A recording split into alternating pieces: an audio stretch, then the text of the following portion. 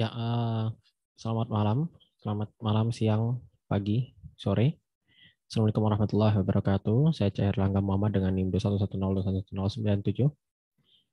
Untuk beberapa waktu ke depan, izinkan saya memaparkan sedikit mengenai penyakit ataupun kelainan karsinoma, kelainan kanker sel basal. Ya, yang pertama adalah definisi dan juga patofisiologi bahwa karsinoma sel basal ini sejatinya adalah tumor ganas yang paling umum dan insidensinya ini paling sering ditemukan. Karsinoma sel basal ini merupakan bagian dari kanker kulit. Dia termasuk daripada kanker kulit yang muncul pada kulit yang terpapar sinar matahari. Secara patobiologis, karsinoma sel basal ini terjadi karena aktivasi jalur persinyalan Hedgehog yang mencirikan sebagian besar daripada kasus yang memang telah lalu. Jadi karsinoma sel basal ini dia juga tumbuh secara lambat dan jarang bermetastasis. Nanti akan berpengaruh kepada gejala-gejala dan lain sebagainya. Namun karsinoma sel basal ini memang bersifat invasif dan secara lokal ia adalah perusak. Untuk kasus yang didiagnosis itu harus berdasarkan temuan klinis, manifestasi klinikopatologis yang tentunya juga bervariasi.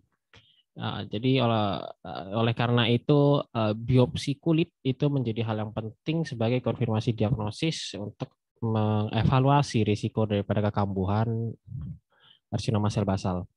Selanjutnya adalah gambaran klinis terlebih dahulu. Di sini gambaran klinis ya. Ini adalah histopatologi yang berwarna ungu. Dan di tengah ini adalah gambaran karsinoma sel basal. Untuk gambaran histopatologis memang bervariasi. Umumnya dia berinti besar, oval, memanjang dengan sedikit sitoplasma. Kemudian untuk sel karsinoma basal ini sebetulnya mirip dengan sel basal stratum, basal epidermis. Perbedaannya ada pada rasio antara inti dengan sitoplasma yang lebih besar atau tidak ada tidaknya jembatan antar sel. Untuk inti karsinoma sel basal ini tidak berbeda dalam ukuran dan intensitas pewarnaan dan tidak tampak gambaran anaplastik. Selanjutnya adalah diagnosis kasus dan faktor risiko. Untuk diagnosis ini berdasarkan temuan klinis tadi yang telah disampaikan dan manifestasinya klinikopatologis alias dan juga bervariasi. Untuk faktor risikonya ini karsinoma sel basal ini meliputi genetik dan lingkungan. Salah diantaranya bahwa kelainan hereditas ya, kelainan herediter ini merupakan predisposisi daripada karsinoma sel basal dini. Seperti ya sindrom Gorlin ya, sindrom Gorlin yang juga dikenal sebagai sindrom nevus sel basal yang merupakan salah satu genodermatosis dominan autosomal yang paling umum yang ditandai dengan perkembangan beberapa karsinoma sel basal. Kemudian ada juga kelainan herediter lain seperti Xeroderma pigmentosum dari sindrom Bazex. Ini juga menjadi predisposisi daripada BCC ataupun basalis karsinoma sel. Selanjutnya untuk faktor lingkungan ini adalah berupa paling umum dan paling sering terjadi karena radiasi sinar UV, ultraviolet, khususnya ultraviolet A. Jadi dianggap sebagai faktor risiko lingkungan utama dan radiasi UV ini terutama pada masa kanak-kanak dan juga remaja. Untuk paparan kronis terhadap arsenik ya, itu juga sebagai faktor lingkungan berkontribusi terhadap karsinoma sel basal, bahwa penggunaan arsenik itu memang pada praktik medis itu digunakan sebagai obat dan memang penggunaannya terbatas, tetapi untuk arsenik ini masih dapat ditemukan seperti halnya pada tempat-tempat kerja seperti pertambangan, pertanian, dan juga bahkan air minum. Untuk yang selanjutnya adalah epidemiologi daripada karsinoma sel basalis. Jadi insidensi karsinoma sel basal ini memang cukup tinggi. Dia meningkat hingga 10%. Ini khususnya penelitian yang dilakukan di Amerika Serikat dalam setiap tahunnya itu 10%. khususnya pada orang kulit putih. Mungkin memang penelitiannya ini adalah respondennya adalah orang kulit putih. Mortalitas penyakit ini tergolong cukup rendah karena memang jenis karsinoma ini cukup jarang bermetastasis, tetapi keganasan tumor ini menyebabkan morbiditas yang cukup besar dan menempatkan bahwa beban yang cukup berat pada layanan kesehatan, tidak hanya di Amerika, tentunya di dunia.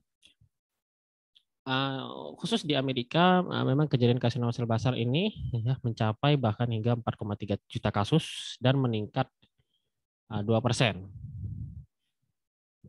tiap tahunnya. Untuk di Australia ini insidennya tergolong tertinggi di seluruh dunia, namun memang tren tertinggi di Australia ini termasuk di semua benua lain ya seperti Asia, Amerika Selatan, angkanya memang terus meningkat. Bahwa seperti yang di Eropa ya, Eropa itu telah meningkat 5% setiap tahunnya dalam 10 tahun terakhir.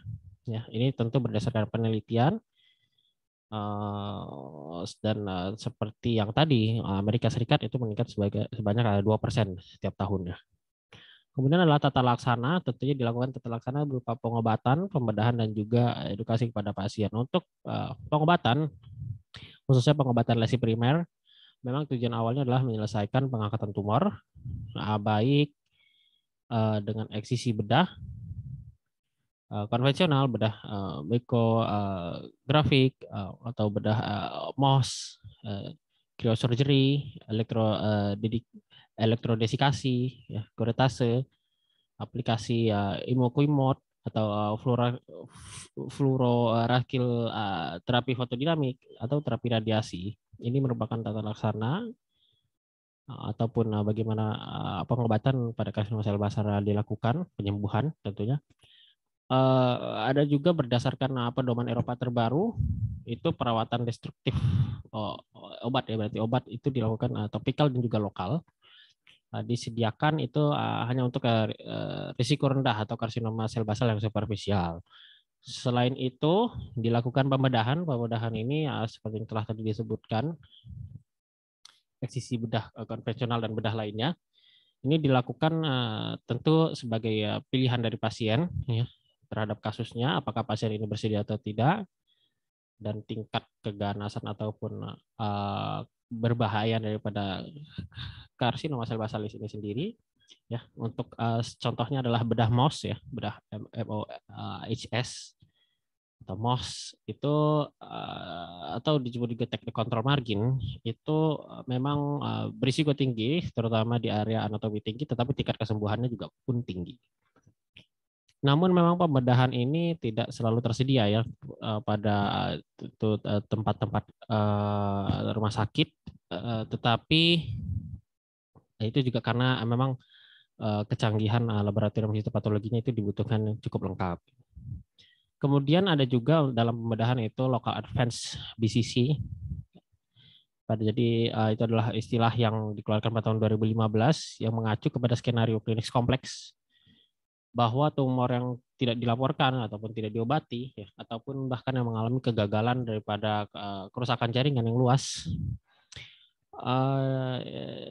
Istilah inilah yang digunakan untuk menggambarkan adanya kerusakan jaringan yang luas yang disebabkan oleh kanker di daerah sekitarnya, sehingga tumor itu tidak mungkin diobati melalui pembedahan ataupun radioterapi. Mungkin untuk pemilihan pengobatan lainnya ini lebih disukai dia dibandingkan pembedahan. Tetapi ini juga sesuai dengan kondisi pasien, lokasi tumor dan juga risiko daripada kekambuhannya tadi. Ya baik, terima kasih. Sekian dari pemaparan sedikit materi saya. Apabila ada kesalahpahaman ataupun kekeliruan, mungkin bisa langsung dikoreksi saja di kolom komentar. Untuk selebihnya, terima kasih atas perhatiannya. Selamat pagi, siang, sore, malam. Wassalamualaikum warahmatullahi wabarakatuh.